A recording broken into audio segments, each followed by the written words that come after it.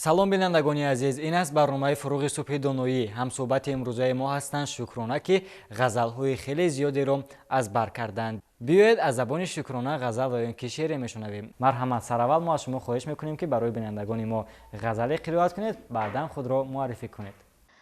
шоири дӯстдоштаи ман Саидои Насафӣ мебошад.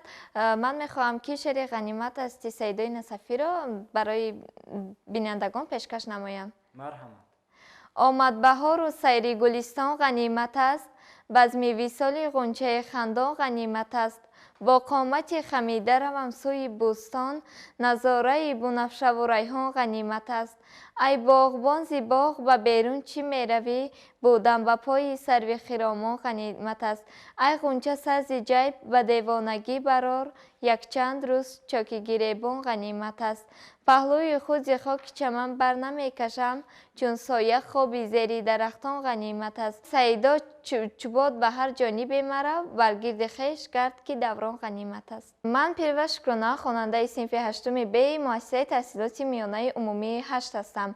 ман аз синни 5-солагӣ ба азиёт кардани ғазалҳо, шеърҳо машғул ҳастам. барои шумо мушкил набуд ки дар синни 5 солагӣ аллакай шеърҳоро азиёт мекардед? не, ба ман мушкил набуд, балки азиёт кардани ғазалҳо ба ман писанд буд. дар як рӯз чанд дақиқа, чанд соати худро барои азиёт кардани шеърҳо ҷудо кардед ва дар як рӯз чӣ қадар ғазал ва ё ки чӣ қадар шеър азиёт мекунед? ман дар як рӯз 4 соати худро барои азиёт кардани шеърҳо, ғазалҳо сарф мекунам ва дар як рӯз ҳадди аққал 2 шеър азиёт мекунам. бештар аз Боқӣ Раҳимзода, Лоиқ Шералӣ, Абуалӣ ибни Сино. айни замон шумо имкон доред ки барои бинандагони мо як шеърро аз Боқӣ Раҳимзода пешниҳод кунед. шеъри муаллим аз Боқӣ Раҳимзода. шеъре ба номи некад омӯзгор дорам, дар анҷуман ба дастат чун тӯҳфае супорам. баҳри сипоси хотир дастат ҳаме фишорам, миннатпазирам аз ту доим ба рӯзгорам. зинрӯ бузург касӣ мисли падар муаллим, дар олами маъонӣ ҳамроҳбар муаллим.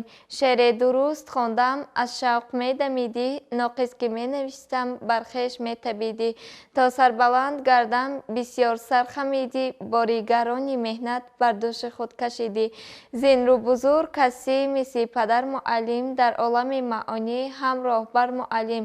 омӯхта бароям одоби гуфтугӯро, ва карда пеши чашмам дунёи орзуро. суде барои мардум бахшанда бин амӯро, дар роҳи бахтиёбӣ маънои ҷустуҷӯро. зинрӯ бузург касӣ мисли падар муаллим, дар олами маъонӣ ҳамроҳбар муаллим. дар гирӯдори ҳастӣ гуфтӣ ки бо ҳунар шав, бар авҷ сар кашидӣ, аз қадр бохабар шав. аз дониши замонат пайваста баҳравар шав, дар ҳифзи халқу кишвар фарзанди номвар шав. зинрӯ бузург касӣ мисли падар муаллим, дар олами маъонӣ ҳамроҳбар муаллим. тақдири насли миллат ба зиммаи ту бор аст, зин бештар ба дунё дигар чӣ эътимод аст.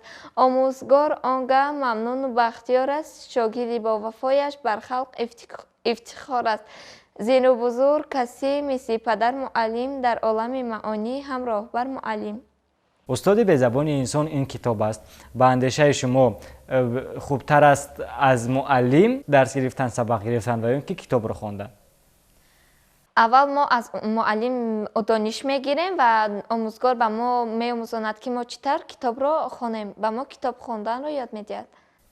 яъне ҳарчанд ки мо аз муаллимон, аз омӯзгорон сабақ бигирем, бал инчунин моро мебояд ки мустақилона ба хондани китобҳо низ машғул шавем. ҳамин тавр аст. саломат бошед.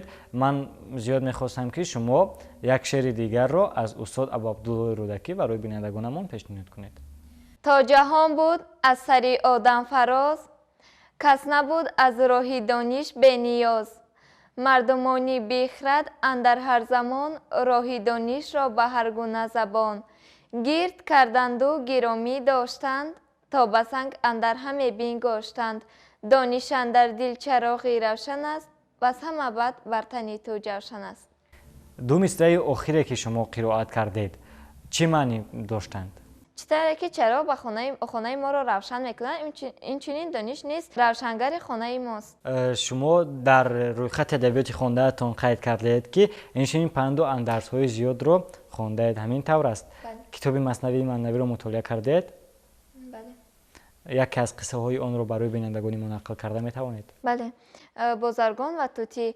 یک حکایت میشنوی زیبا رفیق، تا بدانی شرط این بحری عمیق. بود بازرگان او را طوطی، در قفس محبوس زیبا طوطی. چون که بازرگان سفر را ساز کرد، سوی هندوستان شدن آغاز کرد. هر غلام و هر کنیزک را زیجود، گفت بهری تو چه آرامگوی زود. هر یکی از وی مراد خواست کرد، جمله را وعده بداد آن نیک مرد. گفت طوطی را چه خواهی ارمغان، کار آمد از خطه هندوستان. گفتشان طوطی که آنجا طوطیان، چون ببینی کنزی حالی من بیان. که آن فلان طوطی که مشتاق شماست، از قضای آسمان در حبس ماست. بر شما کرد او سلام و داد خواست، و از شما چاره ره و ارشاد خواست. گفت می شاید که من در اشتیاق، جان دهم اینجا بمیرم در فراق.